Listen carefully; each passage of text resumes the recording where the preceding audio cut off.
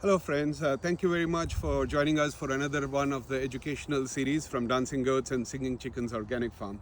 Today we'll discuss about the grapes. Grapes are here to take over the world. You think cats want to rule the world? No, actually it is grapes that will rule the world.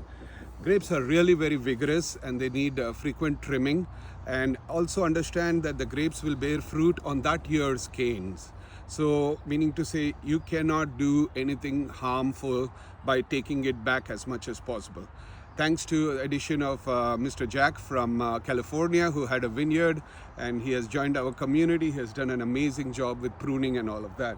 So here you see the 4-year-old grape over here, just an amazing amount of grape berries on it, fully loaded. This is only 4 years old. We had so much success with the amount of grapes that we have over here. Last year, my granddaughter ate so many grapes, her poop was purple for 4 days and we got scared. So we have now put more than 120 grapes all around the fence area. Every fence panel, we are trying to use the vertical space. So every fence panel has a grape. So what is the success of growing the grapes?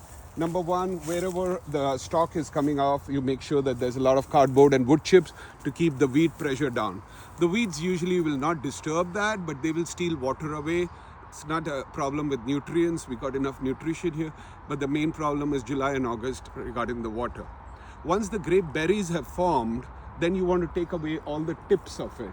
So that way it is not putting its effort into growing further, it's putting its effort into making the grapes larger and more juicier, succulent and sugary.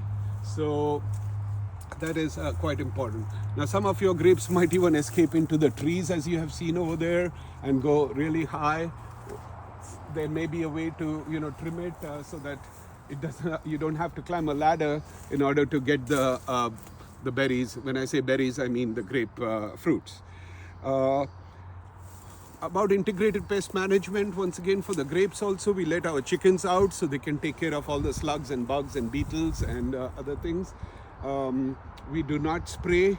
We are going to put this in our mouths, so you don't want the chemical stuff to be having any residue on the fruits. Otherwise, it defeats the purpose. This is like a $64 grape cluster, right?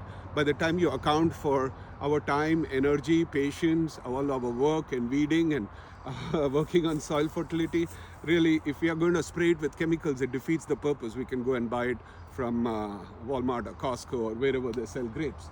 The other thing is polyculture. So wherever you have grapes, it's important to put other flowering plants around. Mint is very good, lavender is very good, any sort of juicy, succulent flowers which will attract the honeybees. Because you can have the best of the gardens, but if you don't have honeybees, then it's a flop. But if you have even a mediocre garden like ours, then if you do have pollinators, it'll be a huge success. So I encourage all of you to get a lot of grape plants and put it in and save it from the rabbits for the first 2 years and put the protective covering around it.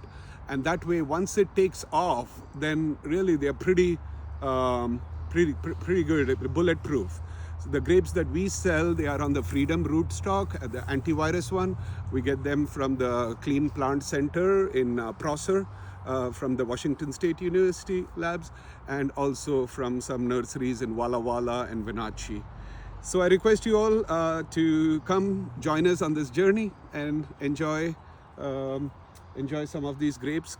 We do have a U-Pick coming up next weekend, so you can come with your 5-gallon buckets. They are only $3 a pound, much better than the $5 a pound elsewhere for organic, never sprayed. Thank you very much.